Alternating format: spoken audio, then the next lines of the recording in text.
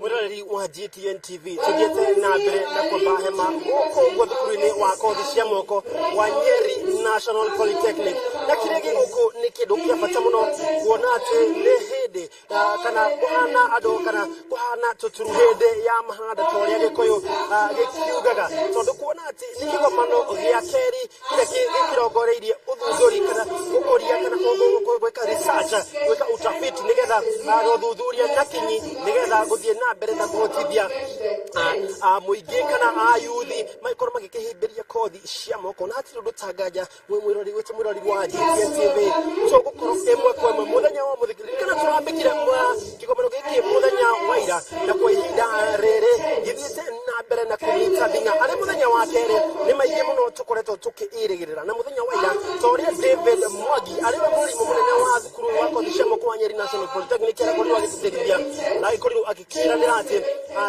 muhari-ini wa mbere gukorwo agikuria kothi cia moko na akoria mbeu njithi irio harieri ikorwo ikihimbiria kothi cia moko kuona ati ino noyo kothi ungikorwo ugika ukorwo ugikinya haria hihi ukiendaga ukorwo ugikinyandika ukorwo ugikinyaniria maundu maku na njira njega ukorwo ugikinyaniria maundu maku na kinyi urio haria uri tikinya utuike njararuhi ni kweheria andu matigutwika njararuhi na makorwo makimathira uboco wao na aria turaikorio tukiranĩria nao aria maragiukite muthenya wa ira marita athunduri maraikorwo magititirithia ati ni wega o mundu agikorwo akihimbiria kothi cia moko na hatiri undu tangaja murori wa GTN TV tuguthie na mbere na kwamba hema kundu guku turikuona ati maundu mathiete wega na ni gitondu we mundu wa bata tukurehere maya na mangĩ maingĩ rĩera ũrĩa rĩkĩhana gũkũ kaunti ya Nyeri yona nĩ koinaina ndĩraina no andũ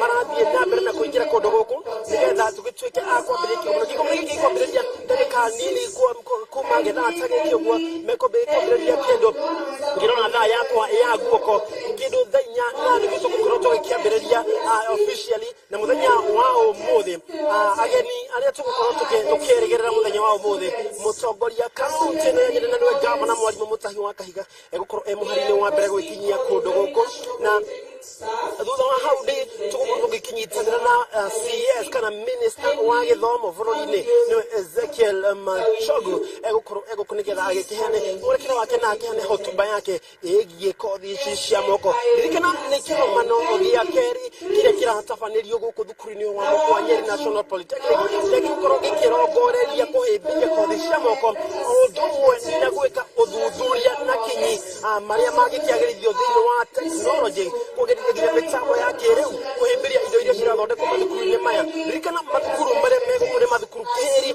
matongoretio nĩ thukuru wa Nyeri National Polytechnic magĩthiĩ na mbere na kũnyitanĩra na ngenena na nginya mwena ũngĩ ngona thukuru wa Mukurweini Technical ngona thukuru wa Tetu Technical ona ĩgũkũ o ũndũ ũmwe na athundũri kuma kona na kona bũrũri-inĩ kĩrehete atongoria na kĩhĩri kuma nja ya nja ya itonga cia Kenya kuona atĩ nĩ kĩgomano kĩnene kĩharĩrĩirio nĩ thukuru wa Nyeri National Polytechnic kũhetũkĩra principal wao nĩwe David Mwangi na hatirĩ ũndũ ũtangaja kĩgomano kwa ihinda rĩrĩ ũkĩmũrĩka thutha wa corona nĩ hingo andũ hihi magĩthiĩte na mbere na kũingĩra na mathiĩte na mbere gũkinya nigetha tukione marĩa hihi marĩa tũkĩharĩrĩirio mũthenya wa ũmũthĩ hatirĩ ũtangaja mwĩrori wa GTN TV ũgũthiĩ na mbere na wĩrori wa ucio ihana tarana nĩ nginya tũkorwo gũkũ kwa ihinda rĩ nĩgetha tũkũmenyithie maya na mangĩ maingĩ tondũ tũkwĩraga we hingo ciothe wĩ wa goro na wĩ wa bata nĩkĩo ona mbura yaura ona gũkiuraga ona yure ya tũnyũi nĩ nginya tũkorwo gũkũ twambĩte hema citũ na ngĩrora ĩka ndĩrona principal nĩ hingo akorwo agĩkĩingĩra nĩwe David Mwangi nĩ akorwo agĩkĩingĩra na agĩtongoria atongoria arĩa angĩ maragĩkorwo magĩgĩkinya kwa ihinda rĩrĩ nĩ wega tondũ kuona atĩ niwe the host kana niwe mwene nyumba nĩ nginya agĩtigĩrĩra niwe wakinya arĩ wa mbere nĩgetha kĩgomano gĩkĩ agĩkorwo agĩkĩhingũra na hau arĩkĩrĩria gũkĩhingũra ngavana wa kaunti ya Nyeri nake aingĩre na official opening kana njĩra ya kĩwabici ya kũhingũra kĩgomano gĩkĩ gĩa kerĩ kĩa Nyeri National Polytechnic gĩkorwo twario na mbere nĩ minister wa gĩthomo bũrũri-inĩ nĩwe Ezekiel Machogu maya mokĩte o rĩrĩ Ezekiel Machogu akoretwo agĩthiĩ na mbere na kuhimberia kana hau kabere ni akorirwo agikiandira ati gutire bibi iyo ikorwo igikiongererwo thiini wa mathukuru kuona ati ni marenda na kinyi andu magikorwo makihimberia thukuru ici cia kothi cia moko magikorwo magikingira na njira njega na undu mwe magikorwo magikianira January intake thukuru ni cia kothi cia moko igukorwo ikihingurwo na wiyandikithia no wagithie na mbere koguo muciari mwana waku we hari uguo mucie agikorwo agikiroreria kana agikorwo agikirora kothi ya moko iri agikorwo ya kuyandikithia nigetha agituike wa gwika maundu kana wa kwiyandika haria mucii tondu kuona ati riu tiriria tweregagirira ati gukorwo tugikiandikwo ni ginya hihi tucarie kamwene mwena ungi tugicarie nigetha tukiandike ka tugikinye haria hagirire na turutagaje tondu ni rwimbo rwa kibururi twenda kuigwo ngwamba gutigira hau mwena wa GTN TV na haturutagaja twambe tuigwe rwimbo rwa kibururi.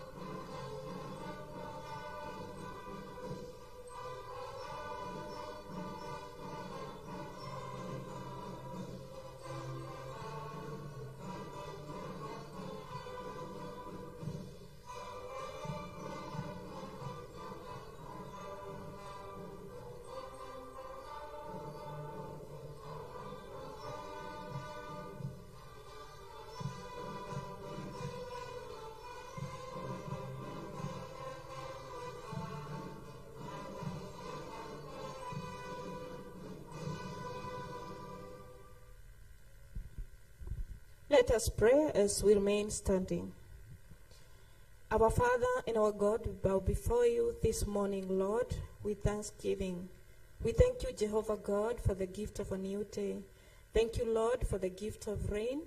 We thank you because you, who is our God, has made it possible for us to be here today. We thank you for each one of us that has been able to arrive to this venue for this research conference.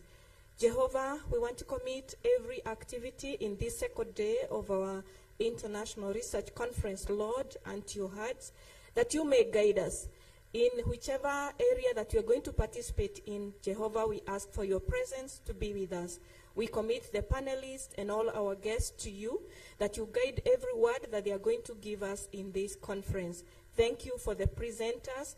Thank you, Jehovah, for the sponsors and the exhibitors. We thank you for all the invited guests who are here and also those who are on their way coming. We commit each one of us to you, God. May you use us for the honor and the glory of your name. This we pray, believing and trusting in Jesus' name. Amen. Thank you. We can kindly take our seats.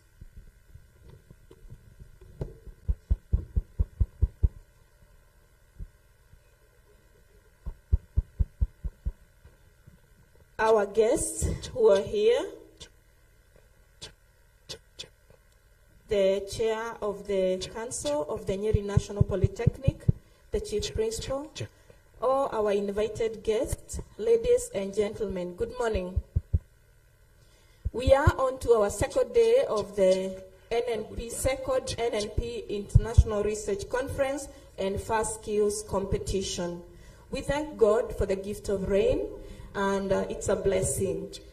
We are going to make do with the weather as it is today, and we want to apologize that we are starting a bit late.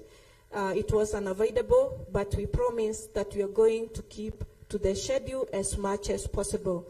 We invite all of us to get into the tent so that we can engage in the first panel discussion. Our panelists are already here. This morning, we started with breakaway sessions where the paper presenters were making presentations for research papers. Those presentations were taking place in Block F and Block E. I believe now that session is over, and our presenters are going to join us here for this panel discussion. Yesterday, we had 2 panel discussions, and we benefited a lot from all of them. Today, we start with our...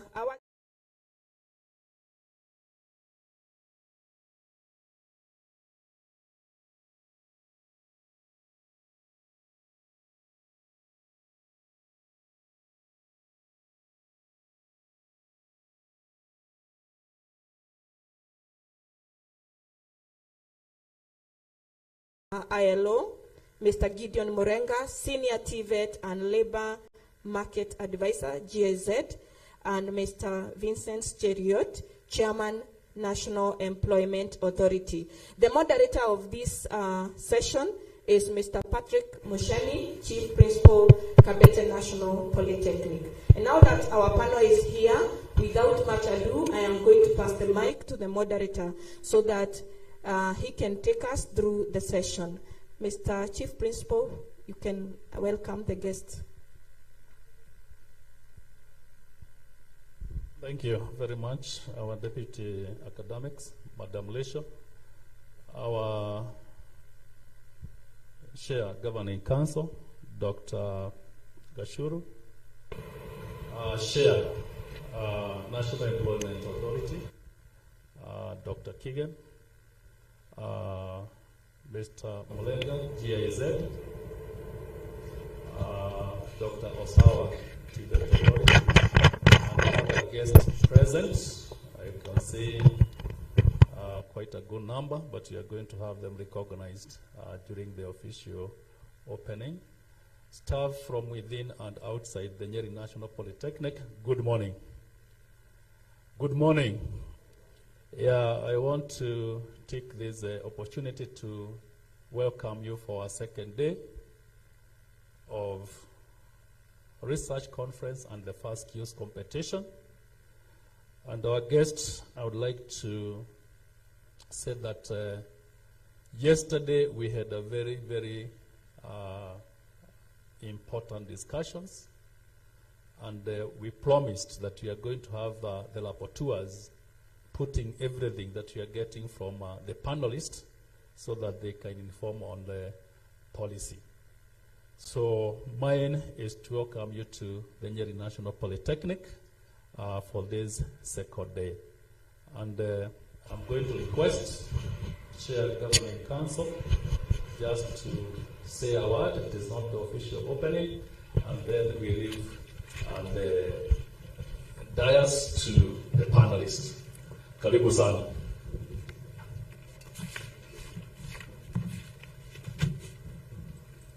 The chief guests, other invited guests, ladies and gentlemen, and all protocols observed, I wish to welcome you to this event, which no doubt is one of the most important in this institution. And for all those who are attending, as has been said, it's not the official opening, and so I'll not take time because apart from welcoming people, the main interest is in those who are carrying out the technical issues, the scientific issues, the innovation issues for which we have come here. So, karibuni, welcome to Nyeri National Polytechnic on behalf of the Council and the management and the fraternity of this institution, karibuni sana. Have an enjoyable day.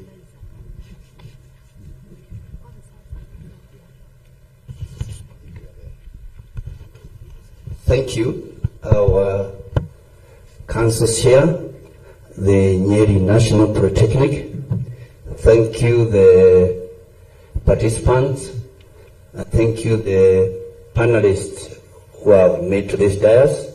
As you have been told, my name is Patrick Muchemi, and a trainer, and also the principal Kabete National Polytechnic. And we are happy this morning that we are on a very good agenda of our business, and this is no other than what is there in your program. That is what we are trying to see in the business we do, the business we are engaged in, our work that we have been delegated, how we can unlock any obstacles that is on the way. With us on the dais, as you have heard, we have a team. We have somebody, I think he is coming, Professor Kitenge, a veteran from the universities. And we have with me here the chairman of the board of National Employment Authority in Kenya, Bwana Kigen, is with us here. And on this other end, as you have been told, we have Mr. Molenga, our partners in GIZ, a representative, and our partners who have really done a lot for TVET. Before this other guest is with us here is coming, allow me to appreciate the team for coming, and allow me to appreciate even our God for giving us this delegation of seeing our youth in this economy. As you agree with me, members, that in Kenya, for a long time, TVET has been considered a sleeping giant. That one you agree with me, it has been considered a sleeping giant. And due to that, if you look at all our governments, a lot has been done. All our governments, starting from the government of our late President Jomo Kenyatta, late President Moi, all those governments, there is something done concerning TVET. This is on commissions being established. This is on task forces being established to really look at our issue. This is on acts being enacted, like our latest 2013 TVET Act, and up to the latest one, the one that has just happened, that is the Presidential Working Party on reforms, on education reforms. I think that is a background enough to tell us that all our governments, including the current one, there has been a lot of thought put in technical training in TVET issues. And I want to observe, and you agree with me, despite all these things happening from those governments, TVET is yet to realize its full potential. I don't know whether we can clap for ourselves that we have realized the full potential, but I'm sure participants, you agree with me, TVET is yet to realize that full potential. Now, as stakeholders, as managers, as CEOs, as people who at one time sit and think about TVET,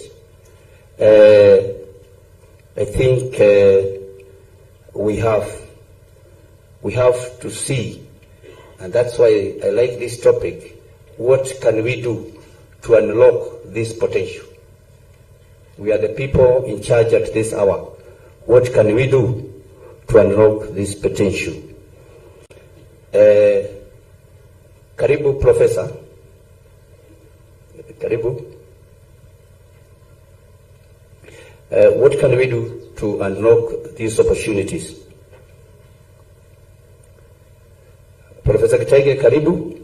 I had already introduced you and welcome to this forum. I was just briefing members about our TVET potential.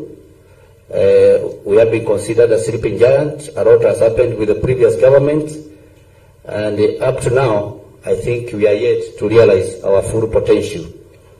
So, I think that is a good area, so that when our panelists introduce themselves with the mandate of their various institutions that you are in, that is the direction maybe we would wish to start from. I want to start from my right here, Bwana Marenga, and allow me to appreciate GIZ for a lot of effort. They are really trying with us, TVET. And I'm happy, Bwana Marenga, you are here for GIZ. And the issue is what on that end of GIZ is it happened so that we can assist our government to unlock this TVET potential when it comes to the opportunity of TVET graduates. Karibu.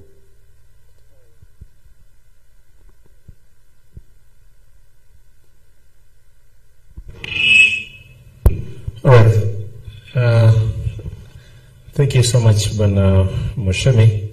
And I think just on the topic that you've started talking about, what value that TVET play in the country, GIZ is coming in to support the TVET reform agenda in Kenya. And I think we are all aware that this reform agenda started, let's say, about 8 to 9 years ago, after the enactments of the TVET Act and various other legislations that came in place, so that we can be able to realize the potential within the TVET system. And one of the things that came with the reforms is competency-based education and training, where the emphasis is on mastery of skills and inclusion of industries in curriculum development, in training implementation, so that you can be able to address the issues of relevance of what comes out of the TVET system. For a long time, the labor market has been complaining about the skills mismatch. And CBET came in as a way of bridging this skills mismatch by saying, you know what, you as the employer, can we sit on the same table and make sure that whatever we are preparing for these students is actually what is required, what the skill that is in demand for the labor market. And therefore, it's as a result of this that then GIZ supported the State Department of TVET to implement and roll out the model of training we refer to as dual TVET. And dual TVET, in its approach, as the name states, it means training takes place in two places. You undergo training in a TVET institution, you undergo training in an industry. And CBET on the other side, it advocated for working with the industry. And then somebody would ask, how do I work with the industries? One of the ways is through dual TVET, because you work with the industry to look at the curriculum. Is the curriculum that you are training the curriculum that is in demand, is required in the labor market? Then the industry comes in also to help you select the students. So the students who get to class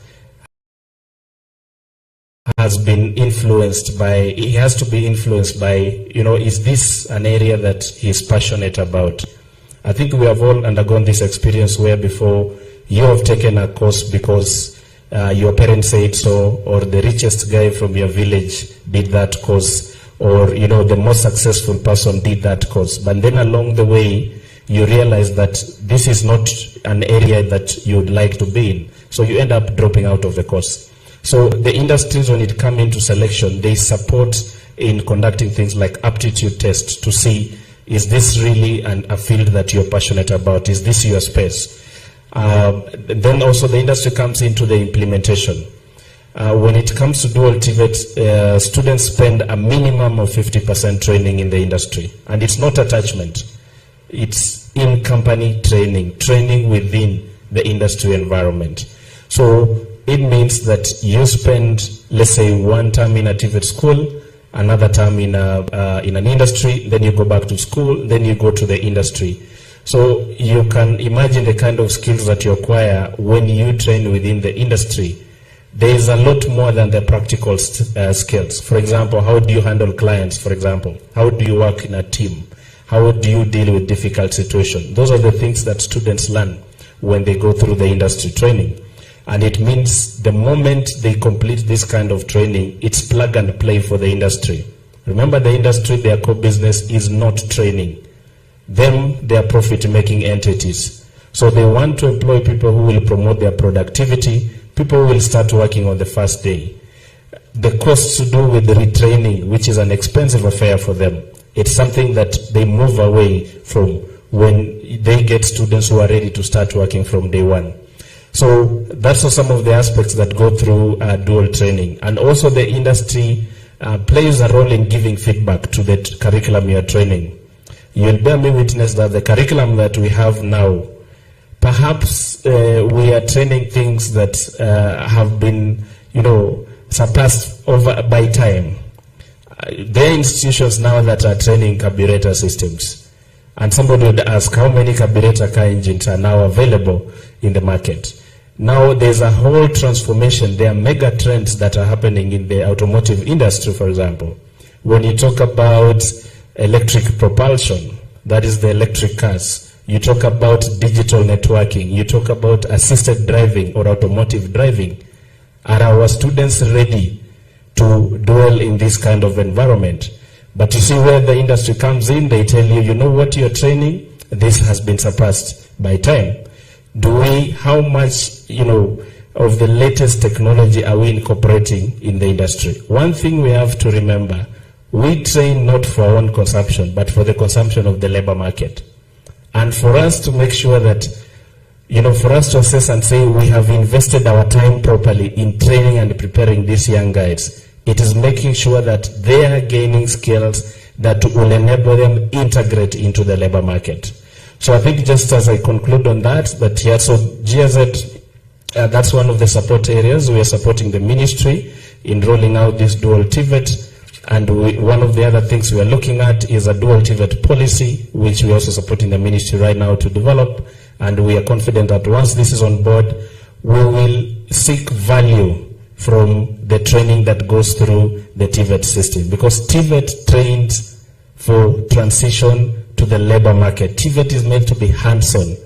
We are not supposed to be using lectures and yellow notes in a TVET classroom. If you find yourself in that situation, then there's a problem. You're in the wrong space. TVET is meant to be hands-on, it's meant to be practical, and that is how it is designed to be. Thank you. Thank you, Bwana Mulenga. I'm happy you have run about the dual TVET. Maybe before I move from you, maybe could there be any hindrance in terms of maybe cost, so that this dual training, because we have the stakeholders here from Kenya, maybe we could think of this dual training being rolled out in the whole country. Could there be any hindrance when it comes to dual training? Thank you. Obviously, like any other model of training, challenges are bound to be there. One of the major differences between countries that have successfully implemented dual TVET, like Germany, Switzerland, and others, compared to Kenya, their industries are structured. They are very structured. There's one apex organization that represents all the industries. Therefore, driving the agenda of training within the industry is much easier. Also, these countries are developed in terms of the industrial space. So when you look at the capacity of industries, they have a much more compared to where we are as a country. So therefore, that will be one of the challenges. In Kenya, perhaps the biggest economy in Kenya is the informal economy, driven by about 80% of the entire industrialization in Kenya. So it means we have to work much more with these small, medium enterprises to see how can they be able to support dual TVET. On the part of costs, yes, when students spend time in the industry, there are some additional costs that they incur, like their daily upkeep, for example. Those are costs that come in that sometimes would give a perception that dual TVET is expensive. But then we are having a situation where from the pilot that has taken place in the 7 institutions, so far we had Nairobi, TTI, KIST, and Thika, and we also have Kitale, Bombe, Riat, and Ekerubo. Once the industry starts seeing value of these students, by the time they are doing, let's say, their second industry block, they are ready to chip in. In fact, the notion that I see a lot when I sit in meetings, when people talk about attachment, they say it's very difficult to get attachment. In fact, industries are asking for payment. On the industry, on the dual TVET part, it's actually the other way. The industries are seeing the value of students by the time they are midway their training, and they're even contributing and giving them some stipends. A good example, Ekerubo. Ekerubo is working with tea factories around Nyamira. All these tea factories have now agreed and they are paying school fees for their students. So one of the issues we are grappling with on TVET financing, we produce for the private sector, how can they contribute in financing? Ekerubo, Getai, and the 11 tea factories is a very good example. And they're happy to pay the school fees because these students are contributing to their productivity, on their day-to-day operations. Of course, the other things will be capacity. CBET is the mother of it. Dual TVET is a pathway to CBET. Therefore, how much capacity and knowledge do we know on the CBET aspect? Do we understand the implementation of CBET? Are we just duplicating the old model and rebranded it to CBET? So how are we handling the CBET component? That will make also the success of dual and its aspiration be achieved. Thank you. Thank you, Mwana Mulenga, for that input. I think the issue here is encouraging the CEOs or those ones of us in charge of TVET. We are being encouraged to at least be friendly with the smaller industries that are coming around within us so that we can go to this way. Now, on still the same, as we are discussing the issue of training, allow me to just go to my good friend, good trainer, and this is no other than our Professor Kitainge. Professor Kitainge, welcome to this introduction. And on 2 issues, I'm very happy this morning we want to receive you as one of the person who has been involved in training.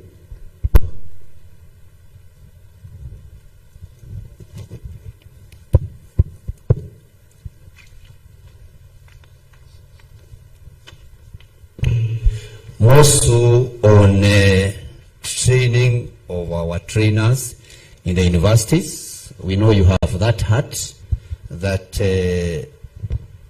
you are involved. You have been involved for quite some time in training these TVET and TVET trainers. Before we come to your second hat, which we also want to congratulate you that for 1 week, maybe most members here might not be aware, Professor Kitainge is our CEO in SIDAC, the same body established by the Act, as I have observed, to regulate the training.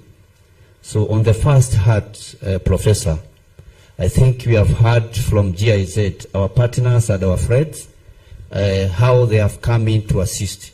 My big question maybe to you is to ask you, in the training that has been happening as these changes in the government, from all the government, we have seen they have been struggling to make sure that they unlock or they make TVET, wake up TVET, our sleeping giant. Maybe you can come in, introduce yourself to members, and on that hat, and maybe guide us on maybe what in training has been happening to unlock the TVET opportunities of our TVET trainers to improve this area. Karibu, Professor. Thank you so much, Moderator, Mr. Muchemi. I come into this discussion by first introducing myself. I'm Professor Kisilu Kitainge. I was invited from the University of Eldoret because that is where I've been in the Department of Technology Education. I have been in charge of industrial linkages, partnerships, and collaborations at the university, which is an important aspect of training. The rest of my introduction is that I was lucky to participate in the development of a TVET segment of the Presidential Working Party, which was concluded in June, and we did so much about TVET. With regard to the second part, let me not mention anything as at now. We shall continue talking. And I want to say that our TVET graduates have a lot of untapped potential. I could start by saying that we have very good pool of young people in this country who can benefit from their participation in TVET, and that participation can be accelerated through the trainers that we have. So I come in through the direction of trainers of the 5 different sectors of TVET, because as we all know, TVET is broadly into 5 major areas. And the moment we see it broadly, the better for us. We have the technology segment of TVET, which is the technical area of TVET, where we have mechanical, automotive, power mechanics, electrical, computers, etc. We have the business and related as the second sector. That is a TVET sector, and there is no TVET without business anyway. So we need business in TVET, because the people we train, we encourage them to become practitioners in businesses in their respective disciplines. The next one is the computers and related disciplines, the ICTs. Number 4 is agriculture and related, which is a broad area and a key sector for our economy. There is no way we are going to say we've developed to become anything if we cannot, or we are not able to utilize our agricultural resources and add value to that which is available. And the last sector in the TVET segment is the health and wellness. Health and wellness, this is where we are dealing with health, engineering, related sciences like nutrition and all that. So we need trainers who are capable of giving us or giving the trainees exposure that they can participate in the workplace at the levels expected of the workplace. And for that to happen, therefore, the trainers should be at the top-notch capacity, or their ability should be the best for them to facilitate others to become. Trainers should and must continue engaging with industry, because there is no enough initial training that somebody can go through and say, I'm done and I only need to go and work. Trainers should be able to continually improve their capacities and abilities so that they are able to facilitate learning within the TVET. I said we have a great potential. What potentials do we have? We have learners or trainees with very good attitudes towards learning. They are eager to learn. They are eager to participate. They are eager to know. They are eager to do. And it is the role of those of us who prepare the trainers, it is the role of our industry, it is the role of everybody to provide that space for training. Secondly, we have a space for TVET that we need to exploit. We have a space where members of our community are moving out of employment and they would want to rebrand themselves into retirement. This is a space which is big and we must be ready to exploit it. So these are potentials that we have. We need to prepare our graduates, we need to prepare our trainers, we need to work within the space of that which counts in improving our economy. Thank you, sir. Thank you, Professor. I think still on you, Professor, and you have heard from Professor, the managers of TVET, that he is encouraging, even after training in the universities, we are being encouraged that we continue retooling our trainers because of the changing technology. I think that is a fact he has alluded to. Before I leave you, Professor, I think I want to, maybe you can take us through and tell us. We know that the current government or the current church is on CBET training, including that right now we are on the, after 39 years, the 844 system is undertaking its last exam this year, meaning we are already transited to CBET training. Thank you for being our CEO when it comes to CDAC. But my question is, do you think total implementation of CBET can unlock opportunities for TVET graduate, Professor? Thank you. Thank you for the question.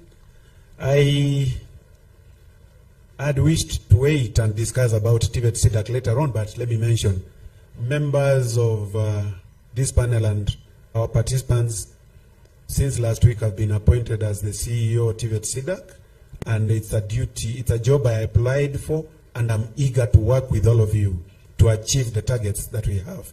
I need you and we need each other.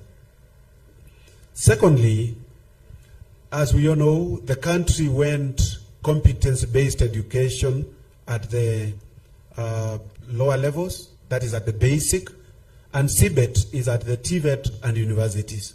So it's about CBC, it's about competencies at all levels. The implementation has taken place. We are currently going to have the second lot of the grade 6 taking the examination this time, so that we shall have grade 7 and 8 coming year at the basic. We began CBET at the TVET level earlier, and this is to our advantage. CBET simply means we work with industry in the preparation of our trainees, so that it is not training for industry, but training with industry and working in collaboration, so that the fit from learning to work is easy, it's better, it's well facilitated. We need to implement TVET in the CBET way. We need to fully go the CBET way, all of us, willingly, and where we might have challenges here and there, we learn from each other. Because the world over, this is the process, this is the direction the world has gone, and it began long time. For example, if you check from literature, you'll find that a country like Australia went CBET. It was called competence-based training. They began in 1998, actually. And we have records that in 2002, they were busy evaluating what had happened from 98 into, and they were called it the CBET, the CBT decade when they were evaluating it. Germany is very good at this, at training for skills and for competence. And we have other countries that have moved on. We need to prepare our labor, our trainees, not just for the local market, but to fit into the world market. A case in point, majority of the developed world, their population is aging, and they need people. They need skilled labor to fill the spaces that are there. They are not into training, but they need people already trained to go and take over the jobs. The government has mentioned, and it has negotiated so many of these labor agreements. A case in point right now, we have more than 25,000 being prepared to join into the German market. We have others who are going into other countries, and generally, therefore, we have the labor, we have the young people. We need to skill them to fit into the world where the jobs are available. Thank you. Thank you, Professor, on that issue. I think on the issue of training, and in training we cannot just avoid the word CBET, because that is our current form of engagement when it comes to that. Thank you for those reactions. Thank you too. I think, as I observed earlier, we are still in the process whereby we are trying to allude to the fact that our government has continued to struggle to wake up, to make sure that this sleeping giant, the TVET, is awake. In this regard, in 2016, April 2016, the National Employment Authority was established in Kenya. And its main thing being, Professor there has trained. You have trained. Now, how are we going to do to this graduate of ours? And I think that in 2016, the government came up with that body, the National Employment Authority, just to make sure that our graduates are linked internally and externally. But I don't want to talk on that mandate, because the chairman of the National Employment Authority, Bwana Kigen, is here with us. So, Chair Nea, I think we are now on you.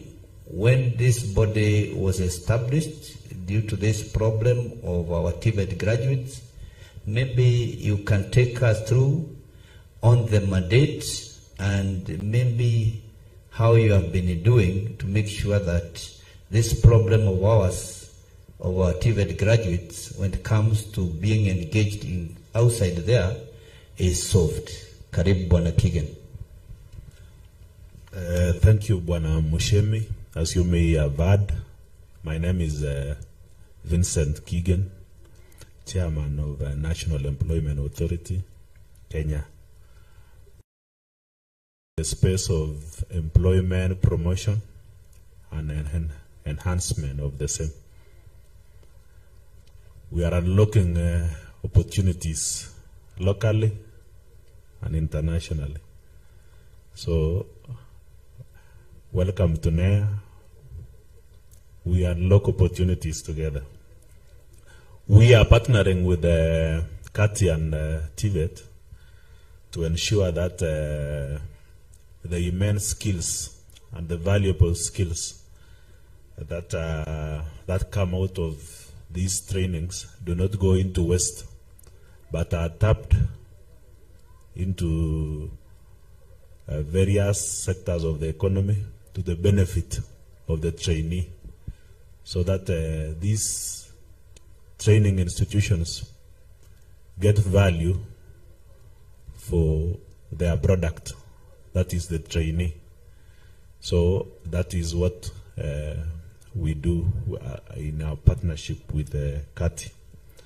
The technical skills from these training institutions They are needed in various sectors of the economy, both locally and internationally. And we are delighted that these skills, the skills from the technical training institutions in Kenya, are on demand. Only that the trainees may not have gotten the mechanism to transit from the training institutions to the market. But that is that's the interface we are doing as the National Employment Authority. We are also assisting the President's agenda on labor export by marketing those skills from the technical training institutions. We are marketing them abroad and packaging them so that they gain demand in the market. How do we do that? We also ensure that we work through the recruitment agencies and we regulate them so that they do the right thing by getting the right job orders, either locally and internationally, and ensuring that these job orders meet the minimum threshold of the Employment Act, the International Employment Act, and also the National Employment Act. We ensure that these also, the recruitment agencies which we regulate, ensure that these, the skills we are exporting are well remunerated and are given the correct terms as they do their job, so that they are not exploited but are well taken care of in their workplaces.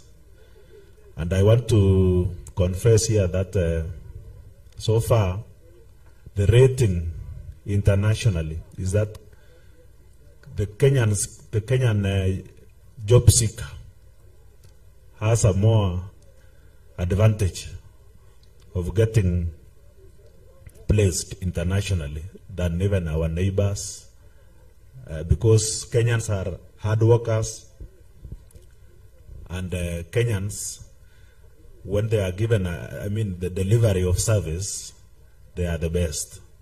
So I want to tell you that these skills, the skills you are churning out from your institutions, going forward, we will ensure that they get an opportunity to be utilized for the betterment of the trainee and for the betterment of our country. Thank you.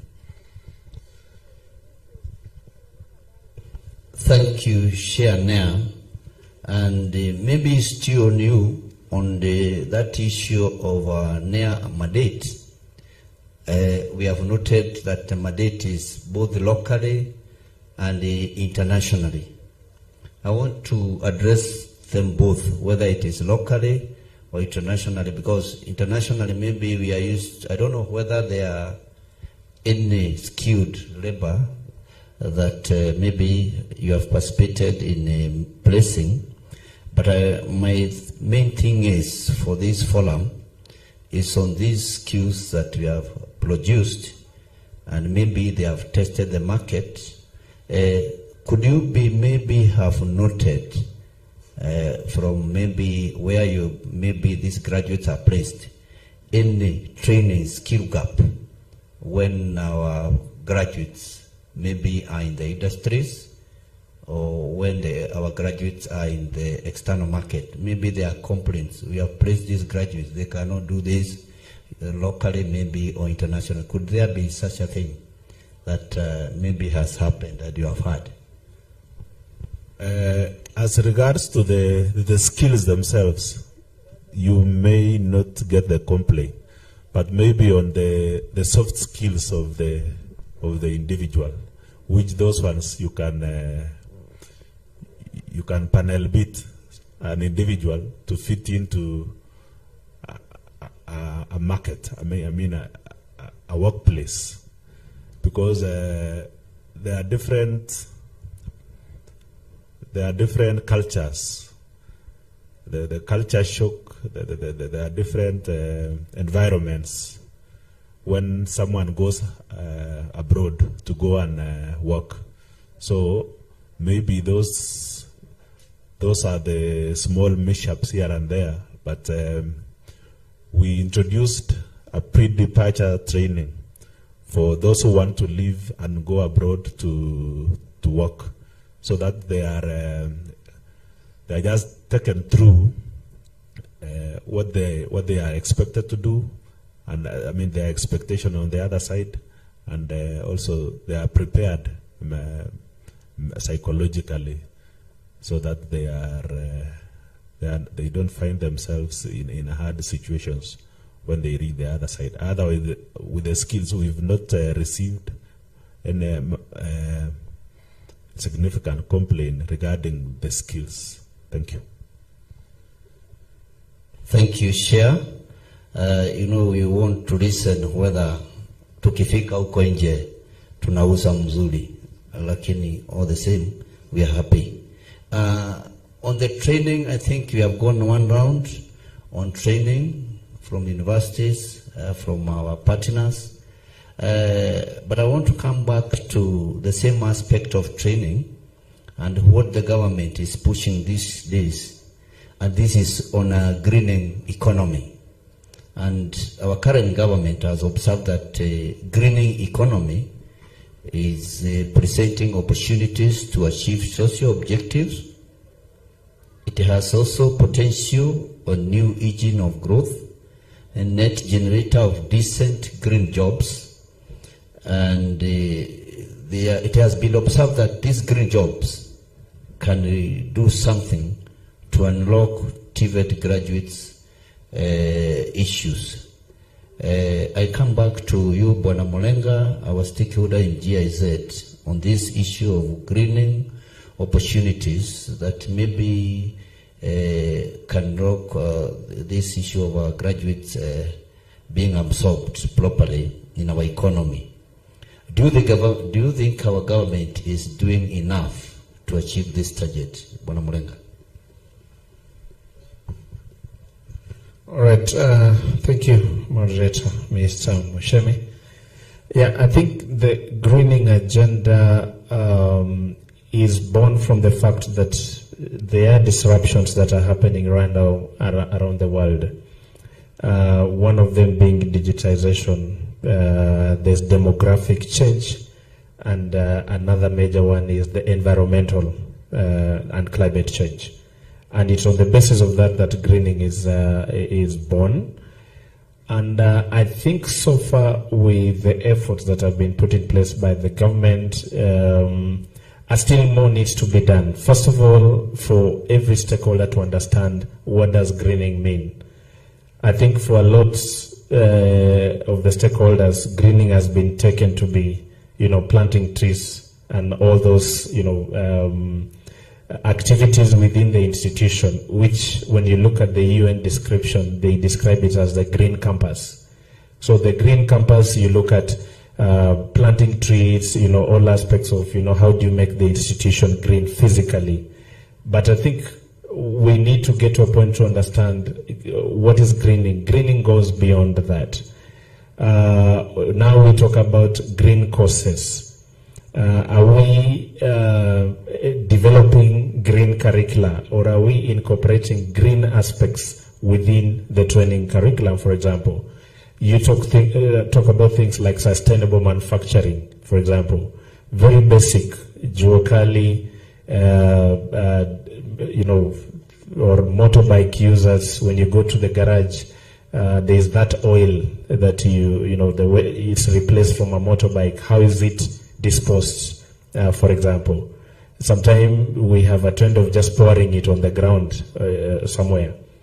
it has an effect eventually on the environment. So if somebody is going through training, do they understand how do I dispose, for example, oil, when, I'm servicing a car or I'm servicing a motorbike. So that kind of mindset needs to get into every student that goes through training. And at that point, we'll say you have incorporated green aspects within the curriculum. The whole manufacturing agenda has various aspects of greening. Now we talk about carbon credits, for example. Companies undertaking activities that reduce the emission of gas, the greenhouse gas, for example. This is translated into some form of credits, and these credits are now being even traded. It becomes some form of currency, for example. A lot of worlds have moved towards that already. Are we at that level to understand what carbon credits, how do they come into play, for example? So there's a lot more that needs to be done. I think on the greening campus side, that has been done very well by various institutions. But when it comes to greening curriculum, a lot of things needs to be undertaken there. And that will also mean that our trainers also need to understand when we are developing our curriculum, how do we incorporate aspects of green within the curriculum? And then when it comes to implementation, as a trainer, what is my understanding on the aspects of green? And it also goes beyond that. We have even green courses, purely. The other side, I say incorporating green aspects within the curriculum, but we also have green courses. Courses like, focus on areas like renewable energy. For example, this is what we refer to as green courses, focusing on use of clean energy for the environment. So these are just some of the examples that when we talk about greening, what is our understanding? And the other question I always ask myself, do we have a policy that drives the green agenda within the TVET system? Perhaps I've not seen one. Perhaps it's a discussion we have every day. Who is driving the greening agenda within the TVET space? Because then once we understand that, we know what do we want to achieve, and then we can be able to clearly be able to achieve our aspirations with regard to greening. I think as GIZ, the components that we are supporting the Ministry on Dual TVET, there are a few aspects of greening that we are incorporating in the project, especially on the part of integrating green aspects within the training curriculum. So that is one of the areas that we'll be looking at. Capacity development, also on the greening part for the trainers and the stakeholders, is also an area that we'll be looking at. But yeah, there's a big objective that we need to look at and see where will the policy for greening be driven from, and who is actually driving this agenda, and what do we understand by greening. Thank you. Thank you, Bwana Mulenga, for that green curriculum. On the issue of looking for jobs in that area. On the same area, Bwana Kitainge, Professor, the greening jobs, now that they have been mentioned, and the issue of the curriculum, do you think that TVET system in Kenya is well positioned to be responsive to this transition and unlock the potential in TVET? Professor. Thank you, moderator. I will start where my brother stopped about greening and how we can unpack it in a way that is easier to incorporate in our curricula. Greening has to do with sustainability. So the question we need to ask ourselves is what we are planning to training, to teach, facilitating sustainability in the utilization of all resources. Utilization of all resources, is the curricula facilitating that? Greening has to do with the flexibility and agility, sustainability, flexibility and agility. It has to do with that ability of the system to change, to to ride on change rather than resist it. And the questions that we need to ask ourselves are to do with, are we able to change that which we put in our curricula, or even in the process of training, if we realize something is required, needed, can we input it, or we must stick to that which is written? Greening has to do with, in curriculum matters, the issue of business reengineering and preparedness. Suppose there is a disaster, suppose there is a change, suppose there is something which requires that you move in a different direction, or your systems are affected in a way that you may not continue with your business issue. How soon can you come back? It has to do with climate smart technologies. Climate smart technologies, are we able to utilize them? Are we applying them? Are we able to prepare our trainees based on our curricula that is existing, that which you already have in our minds, and even that which is written? It has to do with utilization and utilities in production being supportive to sustainability. What are we using to produce that which we are producing? If it's in agriculture, what are we applying? How are we applying it? What kind of tilling, land tilling are we applying? What kind of manure, what kind of fertilizer, how sustainable? All these things will finally count to what we have in our country. The next matter that comes with regard to greening is the issue of blue economy. We need to move out of competition to cooperation. We need to stop appearing like we are training in competition to training in cooperation. If you are good at this, let the rest learn from you. And that way, together, using that synergy, we achieve more. And finally, it counts towards achieving the goals of greening. We also need to consider new horizons, new technologies. New horizons and new technologies. Are we developing curricula in our traditional areas that everybody is just doing? Or we have come to the realization that there are areas that have not been covered and they need to be covered. We have been training people in areas that may not count in our everyday life. But look at what you do from 6 o'clock in the morning up to 10 o'clock in the evening when you sleep. What do you go through? And who participates in those activities? When you are going to work, who takes you there?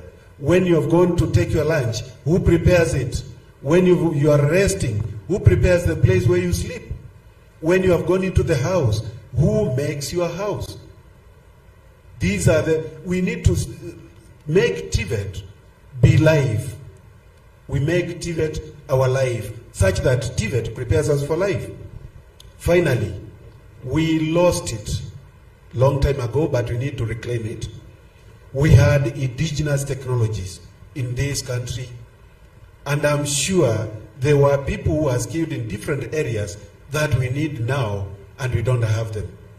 When the other systems of education came, they found us in leather dressing, which was, according to them, archaic, but very few of us right now can afford the leather that we were developing those days.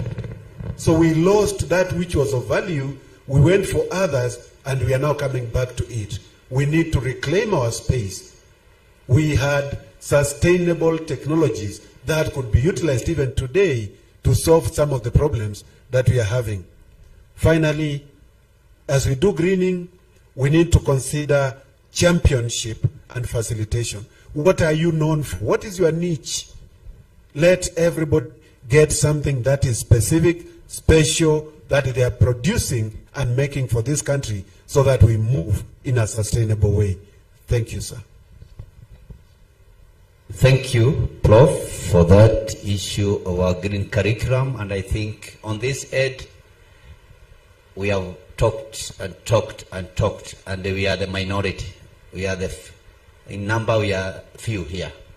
So on the other ed now, on your side, I think the topic is there, unlocking the issue of our TVET graduates, opportunities. both in employment, in training, in cooperation. We are here. So I now open the floor to you members. Microphone to the members. It's your time before maybe we go to another remark. Is there?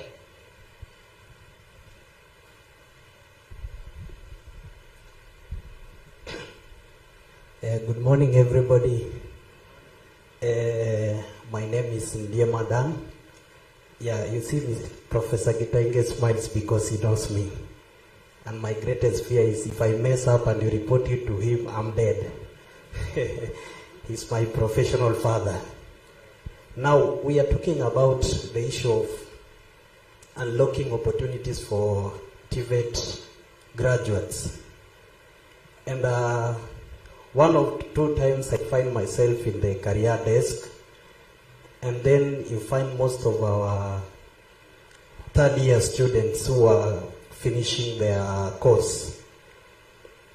They come and consult asking you, now from here, what can I do apart from you telling me, sasa weenda tafuta kazi ya kufanya?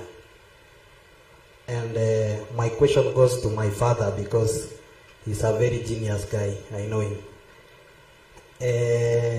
How far are the universities trying to do so that there is cooperation between TVETs and universities, because you understand that the kind of graduates we are producing are not the normal ones.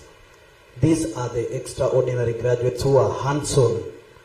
Now, you come and load him with a lot of theories and notes from first year to fourth year. You may have crisis of dropouts along the way. And we would love them to transit from, after going through TVET, the CBET training, then they come to university. How are you making sure that there is convenience and smooth transition? Because we don't want tomorrow that the WhatsApp group that belongs to professors, you live being the same people every day. I would like to do it one day you add some new member and say, congratulations to the new professor, because they are the two people that will be carrying the CBETization in our society. So how far is the university doing to incorporate and to absorb the learners into the institutions? Thank you.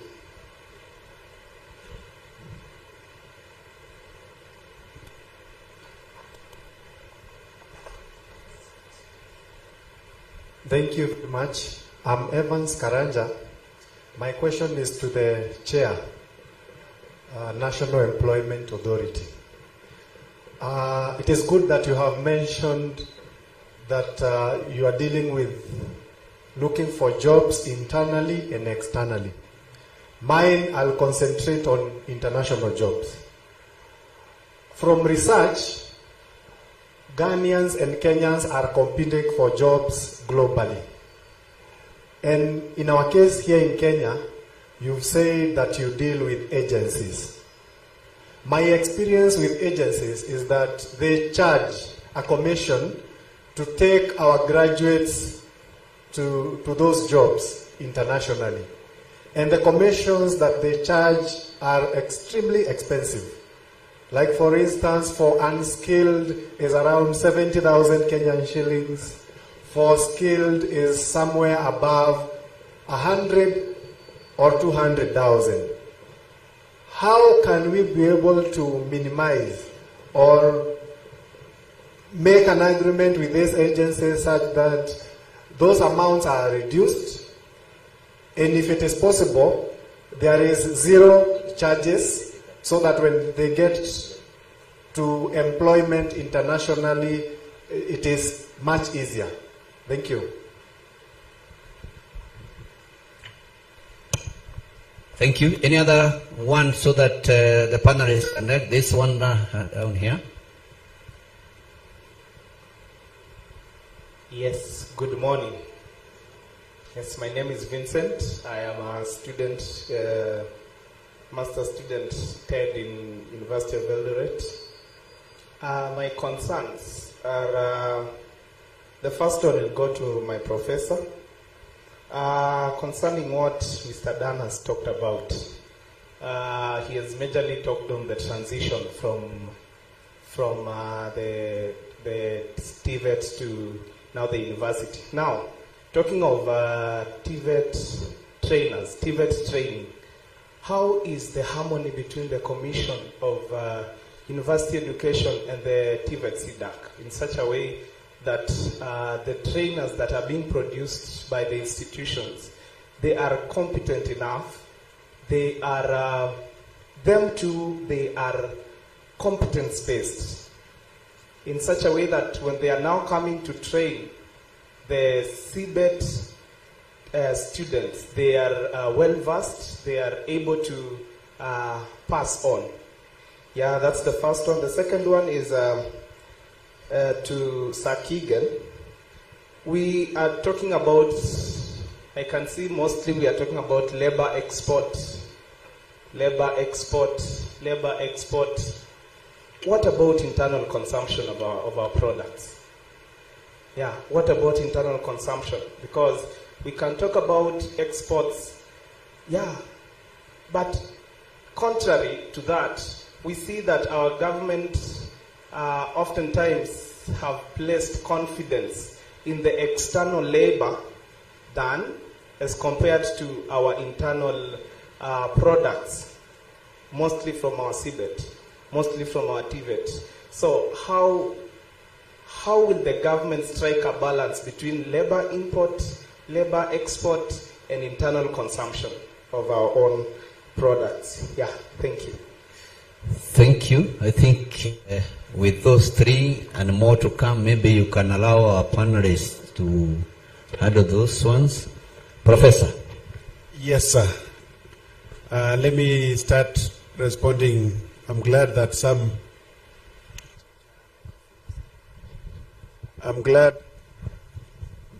that in the audience I have students, current and former, and it's a good thing. You are judged by what you produce.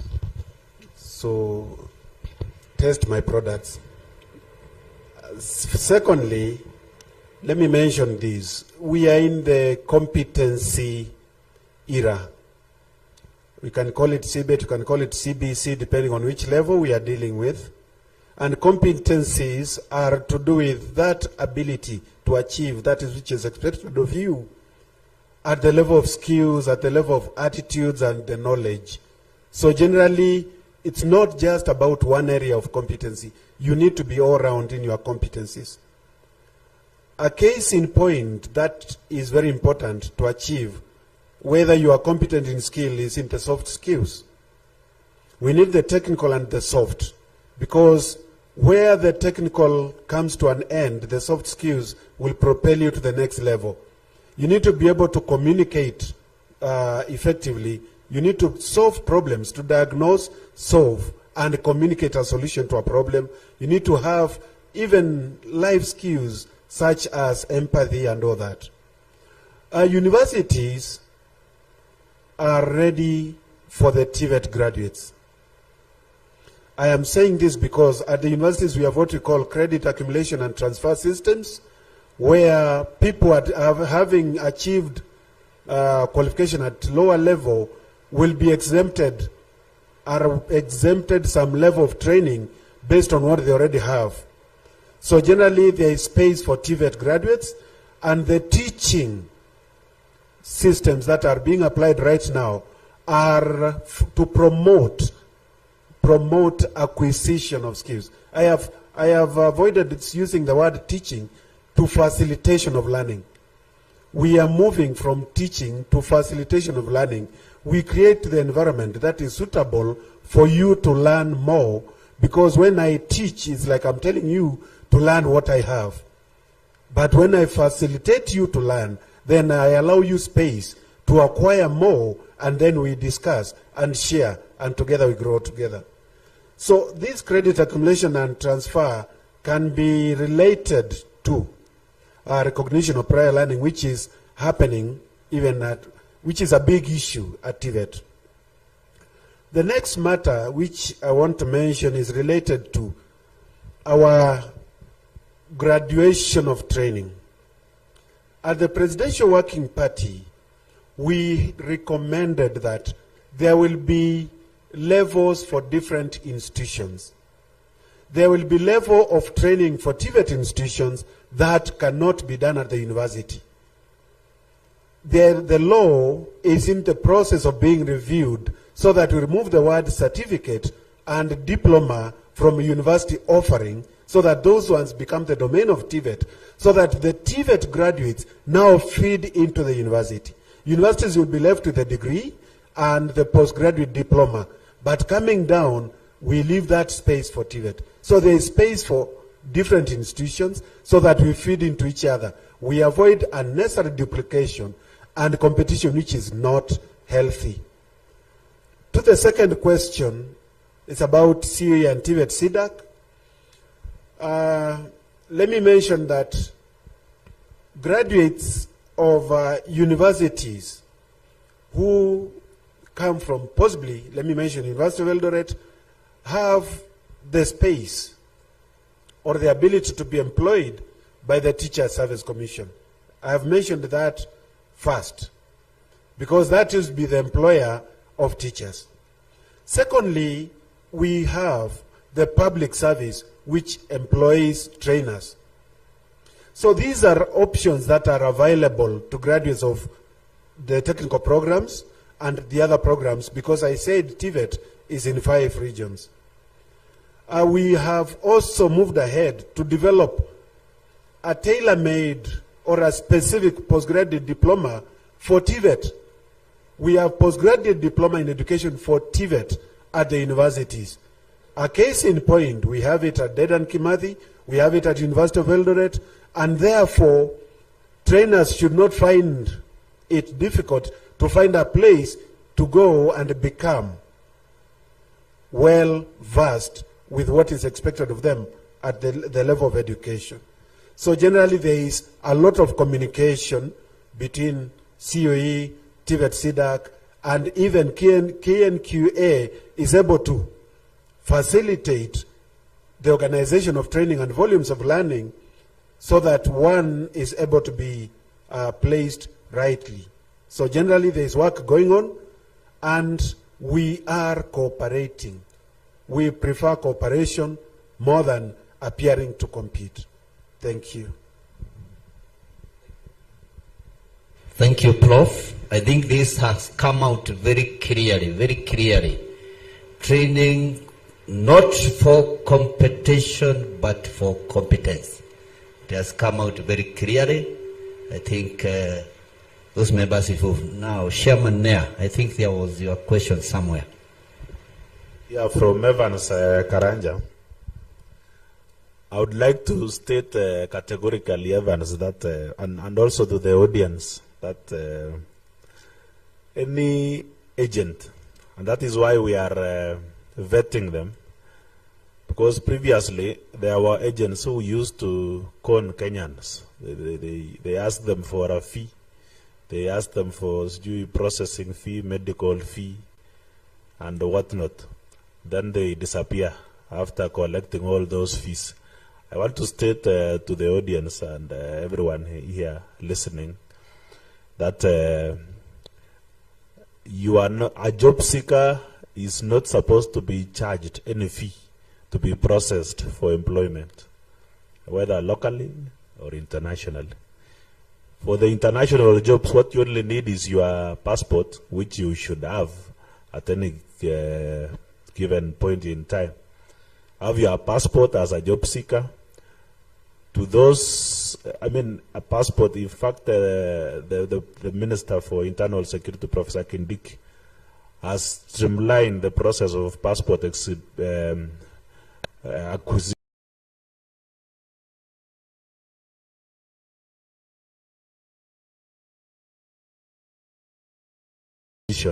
And therefore, people should now, I mean, our youths, apart from having the ID, the national Kenyan ID, you should apply for the passport to be the young Kenyan and the job seekers to deal with the the recruitment agencies that have been licensed and permitted by the National Employment Authority. And those ones you can find at the National Employment Authority website.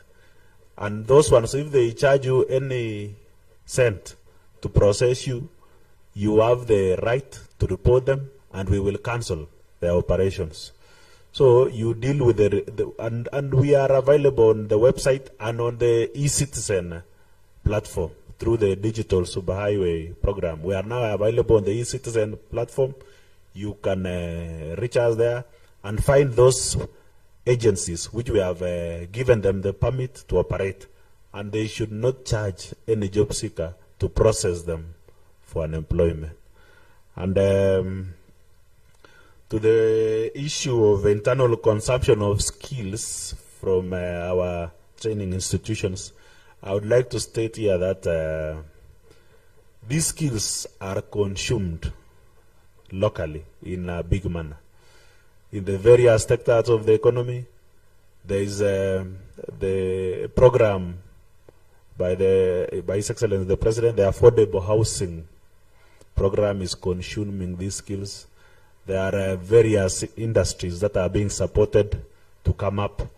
The MSMEs, which are consuming these skills. But we are talking about the ones that have not consumed. There are a number of them that are not consumed locally.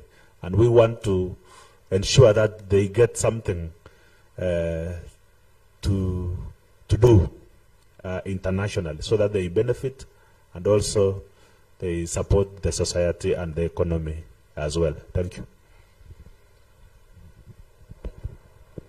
So thank you, Chair, National Employment Authority. And I think for matters of information share, he has talked of website, and I think there are also offices around the country. I don't know whether, maybe I'm just supporting my brother. I don't know whether those offices... Even in Nyeri here, at the county commissioner's compound, we have an office, a functional office, and you can visit there anytime. Even to the students of this, the trainees from this institution, when they are almost, someone said when they are almost in third year, they are almost exiting, they go and do inquiries. I would like to encourage them to visit the National Employment Authority office at the county commissioner's compound and make inquiries on how they can benefit from opportunities that are there. Thank you. Thank you. Thank you, Chair, for that clarification. That is a new element even to the managers, the national employment, and we want to expose our youth. It is important to have that information, and also visit that website.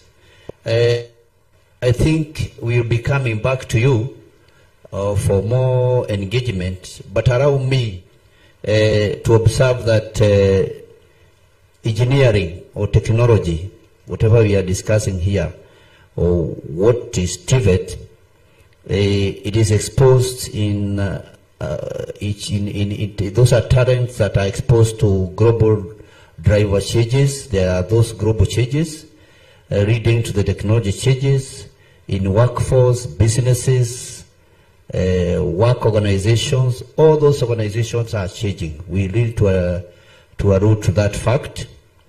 And these changes increase demand in teamwork, initiative, leadership, management skill, interpersonal and intellectual communication. Now, because of these global changes, or our changing world, Bwana Murenga, how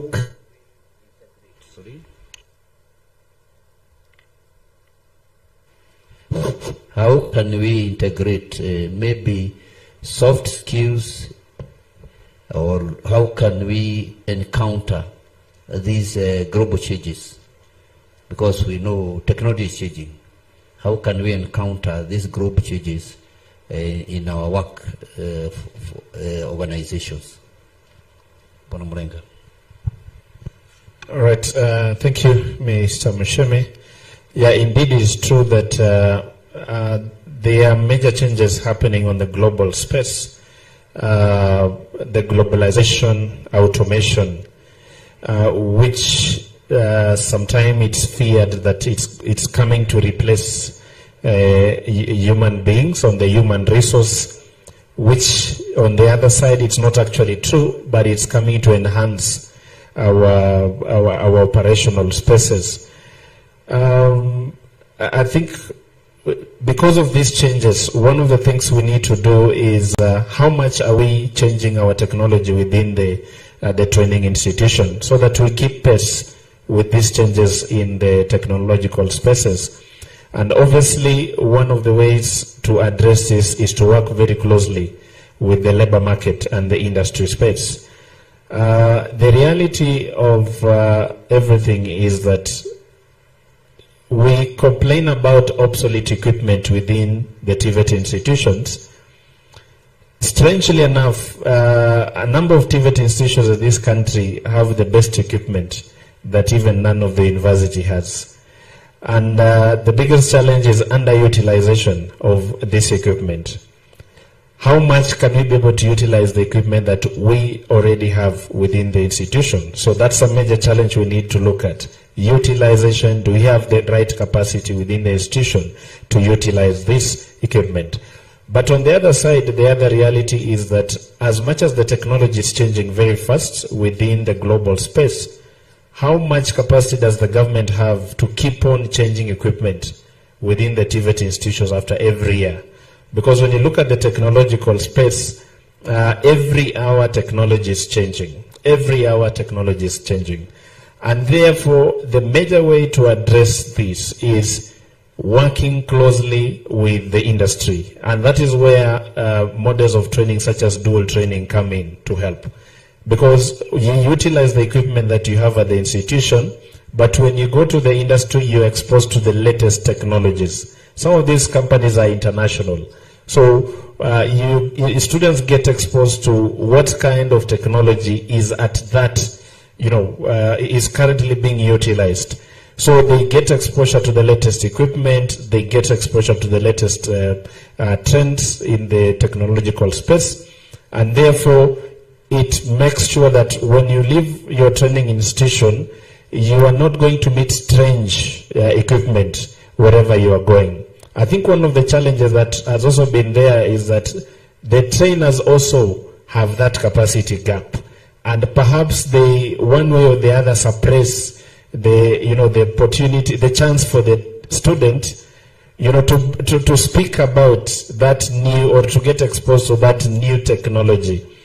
So if we can be able to work jointly and say, let us work with the industries, not just to capacity develop our trainers, even as they are providing hands-on training to the students, can they also be able to train and provide capacity to our trainers? And I would give an example. Thika TTI, for example, have been working with companies like Kenya Vehicle Manufacturers in the dual training. And we noticed that after the second industry block, when students came back from the industry block, they were actually challenging the trainers. Because there is a way you hold some equipment, and the students were saying, no, this is not the way you do it. The industry standard is this way.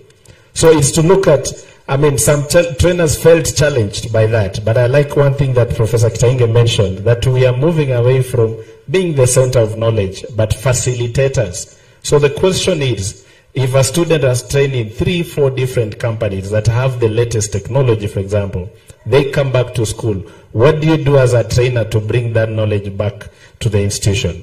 And this is not just them alone. We had an experience at KIST, students in their second day of training, and they were being mentored by Coca-Cola.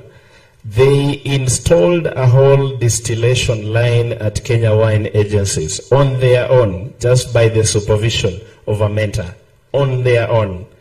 And it even got to a situation where immediately the line started working, Kenya Wine wanted to issue them contracts. And somebody said they need to go back and do the exam, and they said, no, we have seen their competencies. Why should they go back and do their exams?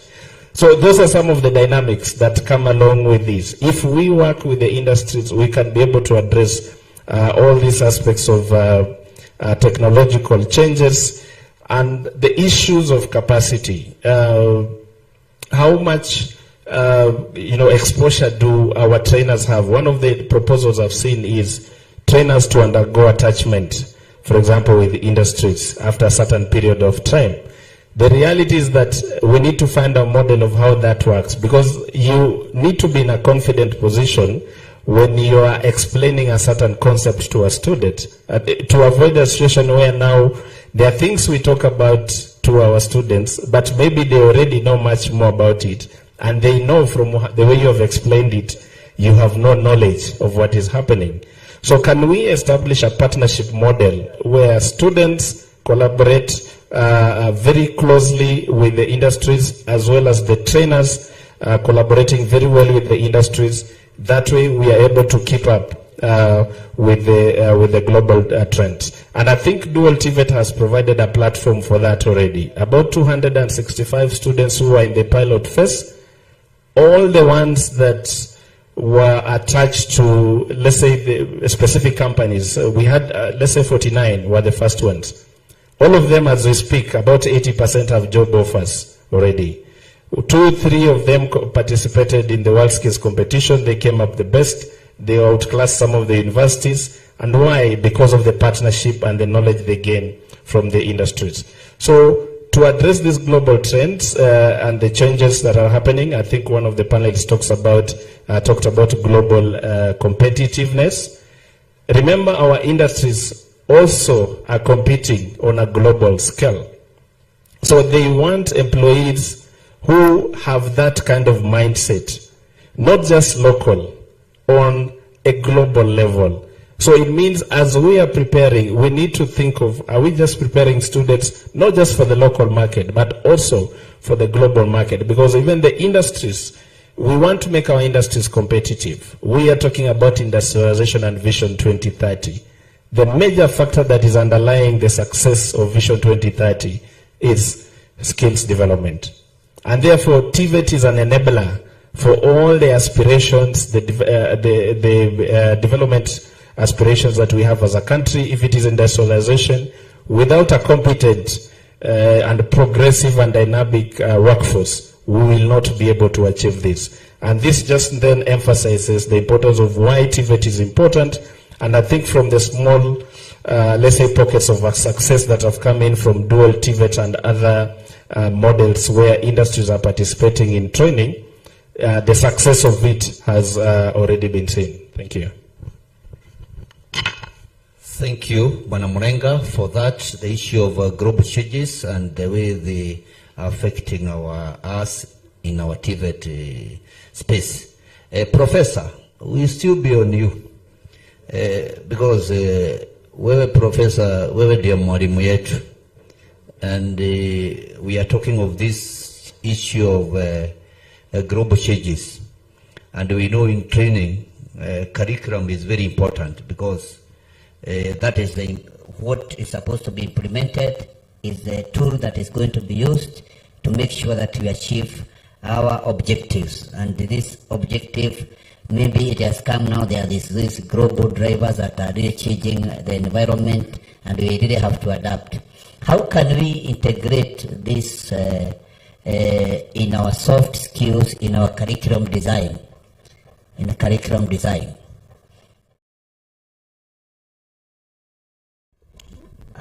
Thank you so much, and it is okay, it is all right that we need to be responsive to changes in technology. We are not training in isolation. We are training in this world for the world. In fact, our training in Kenya should not focus on our local expectations. We should just go global. Then if it fits local, the better. I want to acknowledge that changes in technology are not intermittent. They are continuous. They will continue. And nobody should be trained in a way that he or she imagines they are done. we must continue learning, we must continue improving ourselves, and we must continue accepting change. If we do not accept that change is going to be with us, then we are going to be a frustrated lot. I feel sorry that 10 years ago we got very good equipment for training. Some were installed and we put them into good use. Others have become obsolete, still in the boxes that they were brought in. Or you realize that we have more than we need. One industry requires possibly 3, 4 of those machines, and we have 50 of them. So the issue of utilization of what we have and adding value to ourselves by sharing should come to the fore. We need to appreciate our brothers, those who never got that which we got, and allow them to utilize that, the machines that we have, in a way that they'll make a change in the lives of the people we have in this country.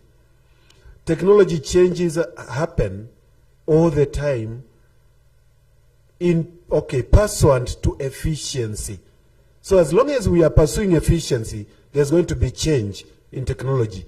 So learners and trainers and everybody should be willing and be able to accept change as part of life. So we need to go global. In terms of soft skills, integrated soft skills in whatever we do might be the way forward. Because you don't teach communication out of doing the work. You don't teach teamwork, then after that you go and tell them to work in teams. Let that facilitation of learning how to work in teams be done in situ as part of the training of the other skills. And maybe that might relieve us of the times that we so much require for our training. That is what I think. Thank you, Professor. I think I'm happy for that far we have gone. I think I'm the moderator of here, but not the moderator of time. And when I think around, I can see we were given 1 hour. I tend to think we are beyond. So I'm planning now to go summarize, and I will summarize with only one issue that maybe will be addressed by the panelists, and then come back to you, audience, for any final clarification. But our panelists are still with us. And I will finalize with the issue of the micro-credentials, because agree with me that if there is this changing technology, if there is this changing all that, I think we have to allude to the fact that micro-credential or short-time training must be with us. On that, Bwana Murenga, what do you take of this issue of micro-credentials and our TVET step? Thank you so much.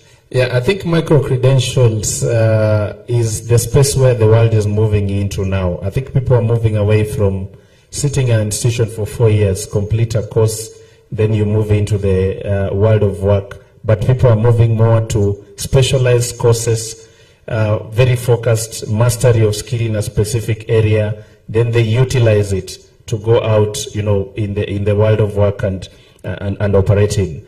So it's a space that I think we haven't utilized or maximized within the country yet, but this is actually related to competency-based education and training. Because you acquire competence, you get, if it is a partial certification for it, then you're able to transition to the labor market. You might want to come back again and undertake another, you know, micro qualification. You get a certificate for it, progress, then after some period of time you get a full qualification. Then that enables you now to grow, whether you want to progress to higher education or another level of education. So this is related to CBET, and one of the characteristics of it, as I've already stated, it's flexible. It has to be flexible in matters of time. It can be implemented on a specific time. It can be implemented online. Perhaps it's just fully online. Can I go, I want to gain some proficiency in a certain field. I get a certification. And of course, one of the things it needs to be linked into is the credit accumulation and transfer system. Once I've acquired this qualification, how much, what amount of credits does it, contribute to? Therefore, when I go to advance, then I get additional credits. Then at what point will I say I have full qualification for it? And why are we going this? We are saying the labor market space is changing very fast. Technology, I think we have touched about that. It's changing very fast. Sometimes you just need an additional skill on a certain area. You don't need to go back to a college and take 4 years for it. It could be a very short program that you get. You get a micro qualification for it, then you progress. But we must have a proper system and framework to implement that. I'll just give an example. We have fragmentation right now in terms of students coming from TVET, and I think I like the question that was asked about what is the linkage between university and TVET. We have fragmentation in terms of some students leaving TVET, they go to a university, you're asked, what did you get? Perhaps a credit or a pass, go to first year. What did you get? I got distinction or whichever, go to second year. It is really based on university's decision, but we have a proper framework to guide that. So for micro qualifications and credentials to work, we need to have a very proper system. One of the things that I know from my knowledge on the TVET system and the way it has grown, the linkage between TVET and the university, TVET is not supposed to create a dead end, but it's supposed to lay a foundation for lifelong learning. And one of the proposals that was made before to create a pathway for progression for TVET graduates was the establishment of the technical universities. And this is a discussion that most people don't want to talk about, but that is the reality. Technical universities were established to create a pathway for TVET graduates. They were not supposed to admit students, fresh students from school, but they were to create a pathway for students who come out of TVET so that you can go up to a level of master class person, for example, an equivalent level of a PhD, but on a very practical level. And this has happened. We have universities like Technical University of Munich in Germany and others. They have created a pathway for students who go through TVET institutions. I think the only challenge that came in was on the mentorship, because they were all given academic universities to mentor them. So in the process, they ended up adopting the academic pathway of the journey.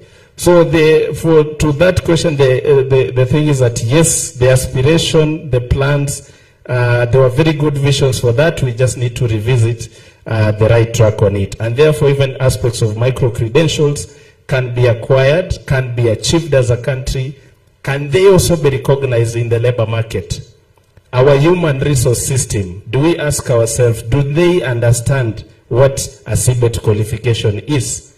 Now, if you take your certificate and say, I have acquired a partial qualification from a CBET institution, take it to a human resource manager, will they understand what qualification does this student achieved? And therefore, sensitization also to the human resource system is key for us to be able to achieve the aspirations of micro-credential and qualifications. Because right now they'll just tell you, do you have an X certificate or do you have a university degree? If you tell them you have a micro-qualification from a TVET institution, is this something they understand? So all these things need to be worked together so that we can make micro-qualifications a success, because that is where the world is moving into. Thank you. Thank you, Bwana Murenga, on micro-credentials, where the world is moving.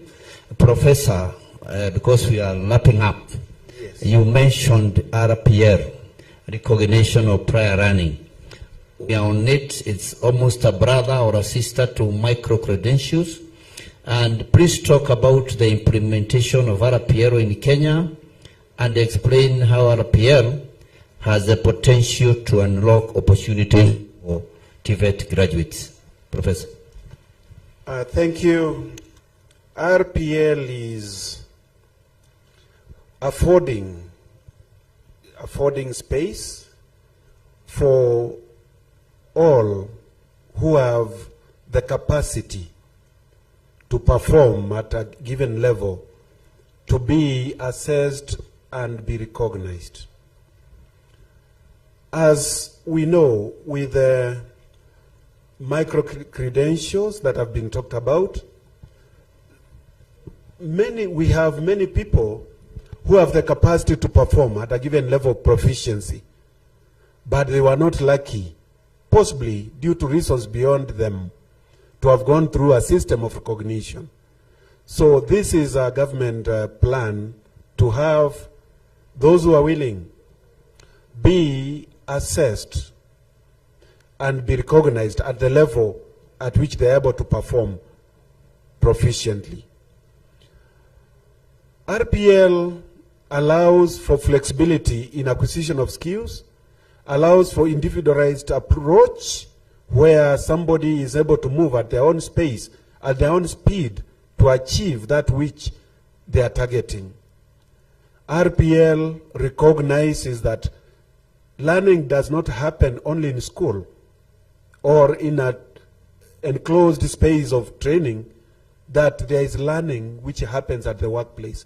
There is so much happening at the workplace, and sometimes it may go without recognition if it is not afforded this kind of recognition that we are having. So RPL is the way to go. There are many people who can do that which they are able to do. A case in point, we might have driving license as evidence that you can drive. There are people who have the license but may not be able to drive. And there are people without the license and can drive. So having RPL is affording this person who is able to perform at the level of proficiency that is expected to be assessed and recognized in a way that will make them be more productive and also increase their self-esteem. I don't know, but you'll tell me. Most of us take food not made of chef in the white kofia. Most of us are able to perform proficiently in so many aspects, but we have no certificate in it. And I always ask my students, for example, who is the better person? We are in Nyeri. Who is the better person in making mukimo? Is it the trainee of hospitality, or is her grandmother at home? When I'm in Eldoret, I ask them about mursik. Who is the better person in making mursik? Is it you who has gone into training for food production, or your grandmother at home? And she knows how to balance so that you get the best fit. RPL will assist us in making our brothers and sisters, ourselves, be recognized and also improve in our capacities to participate in our Kenyan economy. When I'm recognized, I'm able to apply for that job that requires my paper recognition, and I achieve. Thank you. Thank you, Prof. I think now the floor is open to any other two. Maybe we clarify queries. The issue of time is with us, so that we can leave the stage. I can see my chairman, secondary schools, is raising the hand. Karibu. Thank you very much, Bwana. I'm happy to note that you moved from Ukurueni to Kabete. I also want to appreciate the Chief Principal, Nyeri National Polytechnic, for inviting the Heads Association, Nyeri, to this conference.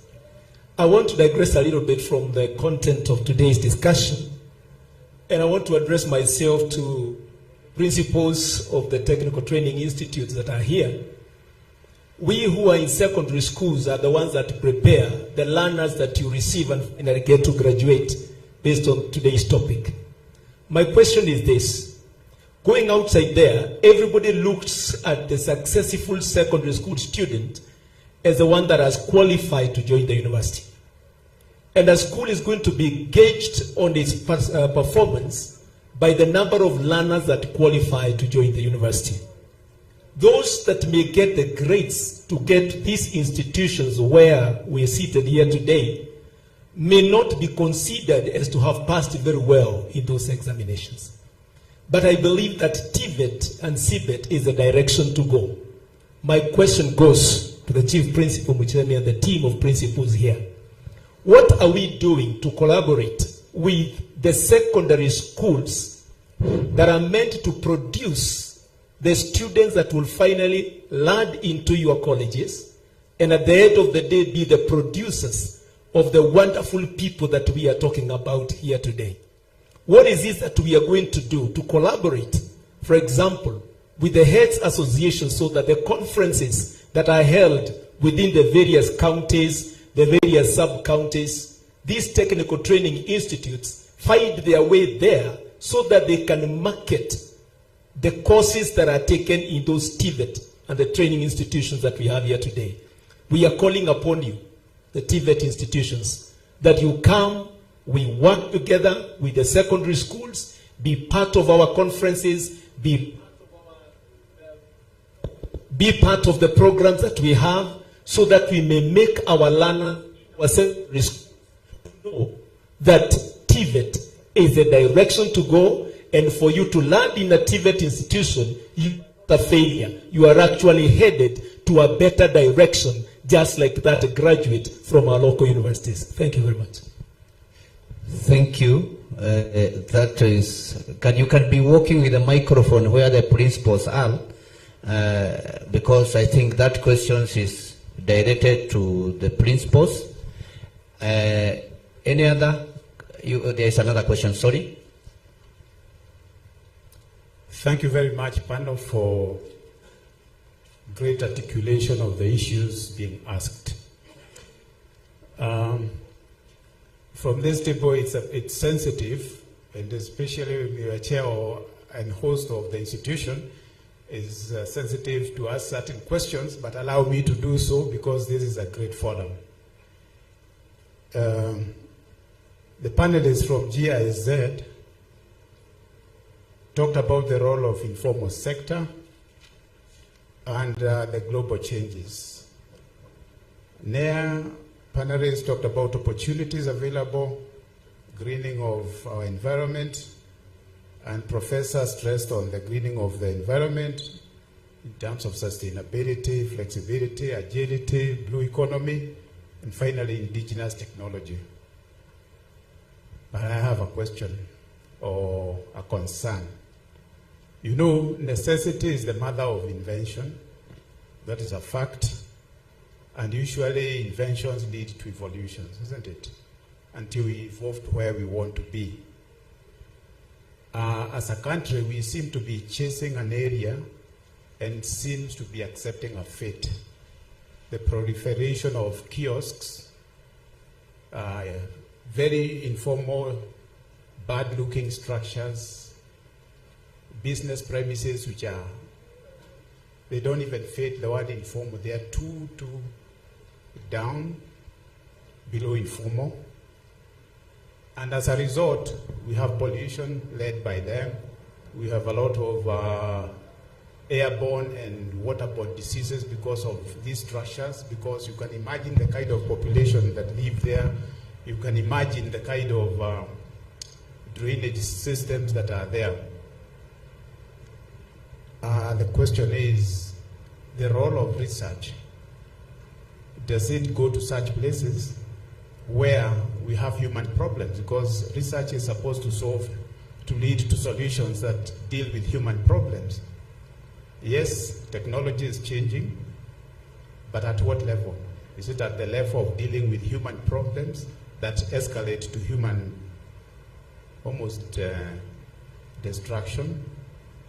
So can TVET come up with prototype, let's say kiosks, informal houses, even start from design, move on to prototypes, and campaign to have them become the norm, instead of having everybody come up with their own design, own materials, own destruction of the environment? because that way, TVET, SIDAC, the CBC would be more relevant to the human challenges. And it is not in a very expensive area. If we deal with only the upper part, trying to deal with motor vehicles and all that, which is a good thing, we might be forgetting the larger population, which requires solutions from this panel and other panels to come. Global urbanization, for example, is becoming the norm. The world is becoming very urbanized. Kenya is no exception, and third world countries are no exception. Unfortunately, we are competing for very formal structures to accommodate these people. At the same time, very informal structures, which seems to be now counterproductive to what we are trying to achieve. Can we start thinking about how to solve this basic problem that will lead to better solutions, better population, better people in the global marketplace? By dealing with that, we might just be creating employment which we are looking for outside, because the builders of these structures could be coming from our students.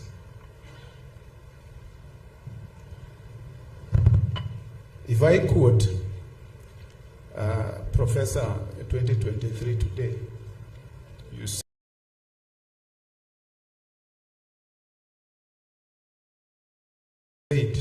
that we are training in this world for the world, and even better if it fits the local.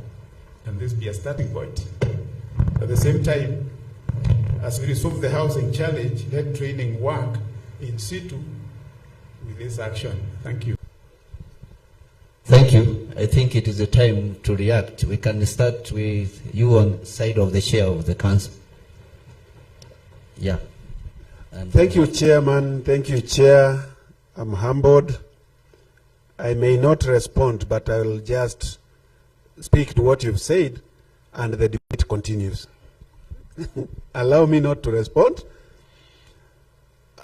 With regard to the principal, I think the principals will respond, but it is important that we appreciate